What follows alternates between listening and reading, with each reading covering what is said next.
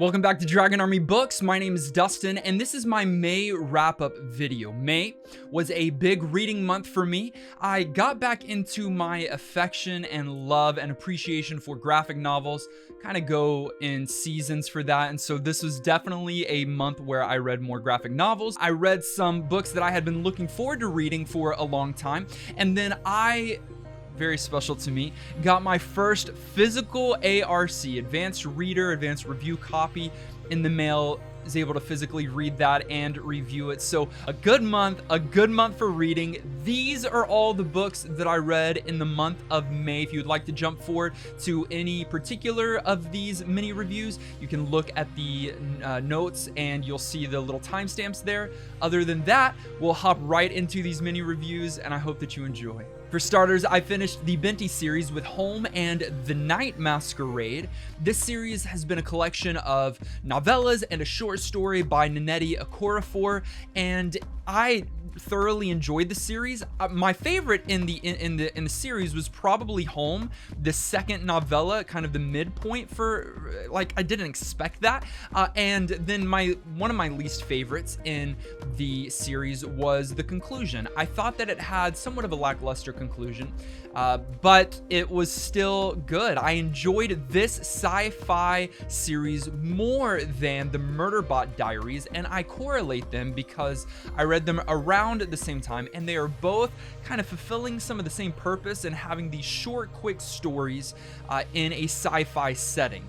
But the characters I found so much more enjoyable in Binti. I thought the protagonist, the main character of Binti, was more interesting, and the world building is where Okorafor really does her best. She thrives in creating these unique environments, cultures with various aliens and species. I just thought it was a really good series. So if you like sci-fi and if you want a good, quick, easy, kind of fast-paced novella series to read, then definitely check out the Binti series. And then I read A Dark Descent. It's the second book in the Kingdoms of Islandia series by J.J. Johnson, and it's really just a direct sequel, a direct follow-up. It's a fairly traditional fantasy story with various POVs, including some in this story now that were foes in the previous book that are now uniting with the forces of good. But there's a huge focus on trust, on that theme of trust, as well as like mercy and hope, and a lot of these good themes that are portrayed in this book, but somewhat melodramatic at times and somewhat heavy-handed. So it's a good fantasy series where the action really picks up in the second part of this particular book, and we've got magical swords. We've got the dark ones, the felled ones are the demonic forces here that they're fighting. If you've read Chronicles of Narnia and other books like that, this is comparable in that it's heavy on allegory. Like, you really know who some of these characters are representing from scripture, from the Bible, and from the Christian faith. But I think it's done in a way that is palatable for all audiences that enjoy fantasy. I think J.J. Johnson is doing a great job here with his, I believe, debut fantasy series, and I'm looking forward to reading what I believe will be the finale in the Kingdoms of Islandia with the third and final entry in the coming months. And then Project Hail Mary by Andy Weir was an exciting one for me. I got an ARC of this, was able to read it before it released, and it was great, man. I loved The Martian. I didn't like Artemis. And then this one is a return to form. I did a full review. You can check that out in the link in the annotations. But man, this is just really, really good. If you like sci-fi and you like, if you liked The Martian, I guarantee you'll like this one. I actually think that it does many things that The Martian did, but better. Grimdark is great.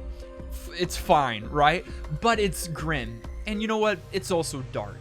And there is a space and a place for this positive protagonist, and that's what we get here in Ryland Grace. He wakes up on a spaceship. He's the only living person there. He doesn't know where he is. He doesn't even remember his name at the beginning of the story, but he quickly finds out that there is a problem of cataclysmic proportions that is going to destroy all of humanity and Earth if he doesn't solve it. And now he's the lone person that has to remember who he is, where he is, what he's doing, and how he's going to save all of Earth. It is a spectacular book with a good set of a small cast, but a good set of characters and a lot of science, probably too much science, but that's where Andy Weir just geeks out and has fun with it. And most of it is accessible for even the casual reader. So I guarantee you'll like this. It was one of the highlights of my reading so far this year. I have been somewhat on a John Gwynne kick lately, especially with The Faithful and The Fallen. I've also read The Shadow of the Gods, which we'll talk about in just a moment, but John Gwynne is a phenomenal, spectacular author and world builder. He puts his heart and soul in each of the books and worlds that he creates. Ruin is the third book in The Faithful and The Fallen. And if you've been following me as I've been reading through this series, you know that it's been somewhat of a grind for me, but it's been a positive experience overall.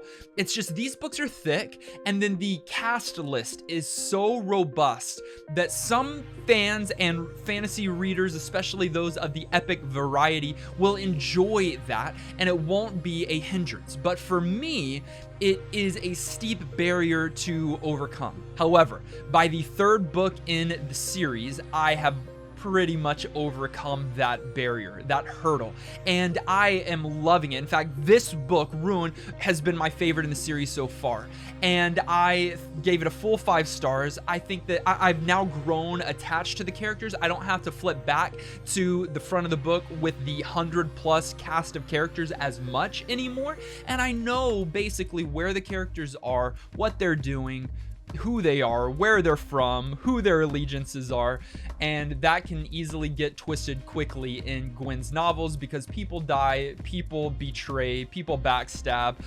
People aren't the people you thought they were. A lot of people die. The battle scenes are gory but epic, and there are some massive major reveals here. Ones that I wasn't even expecting, and I expected some big ones, but he's going a different direction. There's one more book in the series. It's called Wrath. At the time of this recording, I'm actually reading it currently. I can only imagine it's going to be an epic conclusion to an epic series. And then my very first ARC, a backwards version of Son of the Storm. I know that you're saying it backwards, but I'll always cherish this. This is something that's beautiful to me because I got my first physical ARC. Thank you to Orbit and to Angela for hooking me up. I thankfully loved the book. How terrible would it have been to gotten my first ARC and to have hated the book? I enjoyed it, I liked it, and I loved it. It is an African-inspired story, so it's a different kind of fantasy than what a lot of people have historically written and historically we've read, but I've been reading a lot more culturally inspired fantasy series that are not just a European knockoff, which I have nothing against that, but this is a fresh take on an African-inspired fantasy story. I haven't read anything like it before, with a unique cast of characters, and the characters are good, but the world building is where it's at. And then there's a unique magic system that reminds me of like the magic system in Jade City and that series, because the magic here comes from these small stones, these really meteorites, these chunks of rock that have various colors, and those colors give various powers to certain people that can wield those stones. And then the caste system is something really unique here. You've got 3 primary POVs that we follow, and they all have varying skin tones, shade of skin color. And that is how the caste system works out here. They are all various shades of black or brown, and that determines their place in society. And that actually goes to play a large role when they find someone who they deem to be a yellow-skinned person that is on the mainland. And that skin color has been fabled or something that hasn't been around for a long time, and so it shouldn't be there, out of place. They've got to figure out why. This is one of those books that I enjoyed reading, did so quickly, but plan to come back to, and as I do, it might roll over into a 5-star for me. For now, I gave it 4.5 stars. Still, I thought it was excellent and can't wait to read more in this series.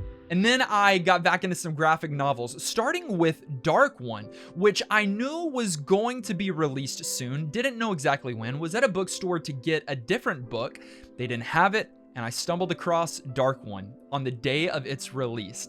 It is Brandon Sanderson's graphic novel. Really, it's from Brandon Sanderson and crew. I think he came up with the story, and then other people wrote and developed it. It's still good, not the Brandon Sanderson flair that we get in some of his more traditional novels, but it is 10,000 times better than his first attempt at graphic novels with White Sands. This graphic novel tells the tale of a young man in New York City named Paul who is plagued by these dark visions, dreams, thoughts, and but other than that, he's living his relatively normal life until assassins from another world show up trying to kill him because the prophecies have revealed that he is going to be the new Dark One. The story is pretty good. It subverts a few of the traditional tropes when it comes to fantasy. The artwork is passable. It's okay. It's good. It's not the best graphic novel I've ever read. It's not the best artwork that I've ever looked at.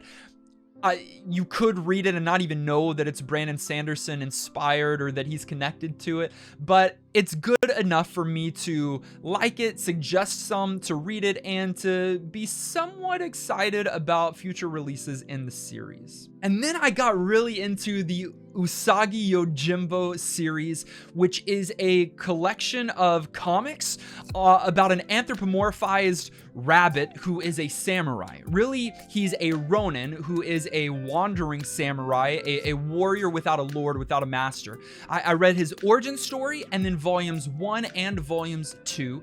They are all great. The penciling is spectacular. At first, it's just really these disconnected stories, but then once the comic got picked up back in the mid to late 80s, I believe, then they finally started telling this through line story, and it's good. It's not the best of the best, but I think the characters are fun, the battle sequences are fun, and then just having a rabbit as a main character that has somewhat of an attitude and it excels with his sword work. It is, I don't think they're actually, I think they're katanas, but just, it's a lot of fun. And so if you like graphic novels, you're looking for something fresh, not really new, because again, it started back in the 80s. This has been a fun one. I don't know if I'll read all of them, but I'm certainly enjoying the journey now.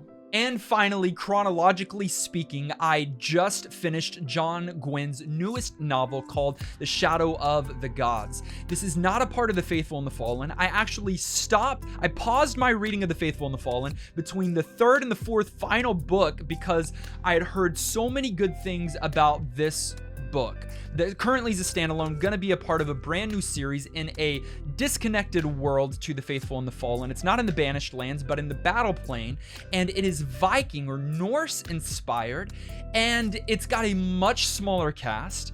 It's only got 3 POVs, and it's an exceptional story. In so many ways, it's better than The Faithful and the Fallen. But now that I'm connected into the world of The Faithful and the Fallen and the story of The Faithful and the Fallen, it feels more at home to me than Shadow of the Gods did. I enjoyed Shadow of the Gods, but there were a few things that annoyed me, like just the use of thought cage over and over again for someone's head or mind drove me absolutely bonkers. And then I don't think there's equal pacing between the 3 characters. I think 2 of them get a little bit more of the limelight, and one of them is kind of like, I think a lot of readers will be somewhat disinterested in. I found myself really having to push forward in their stories to be able to get back. Now, while there's only 3 POVs, and it's a smaller cast of characters than The Faithful and the Fallen, there's still a lot of characters, and there's a lot of words that are Norse inspired or just Norse straight up, and so pronunciation and trying to remember what's what and who's who is tough. It would have been nice to have a glossary and a cast of characters in this book that would have been supremely helpful in my reading experience. I think for a lot of people, this is going to be their favorite John Gwynne novel, and I think that he's only getting better with his craft. So I'm excited to read more in this series as well. Those are the books that I read in the month of May. There was a lot, but the graphic novels help with padding for sure. Have you read any of those? What are your thoughts? Let me know in the comments down below. And as always, thank you so much for taking the time to watch and like this video. If you haven't yet, click subscribe, join the Dragon Army. The best is yet to come, and you don't want to miss it.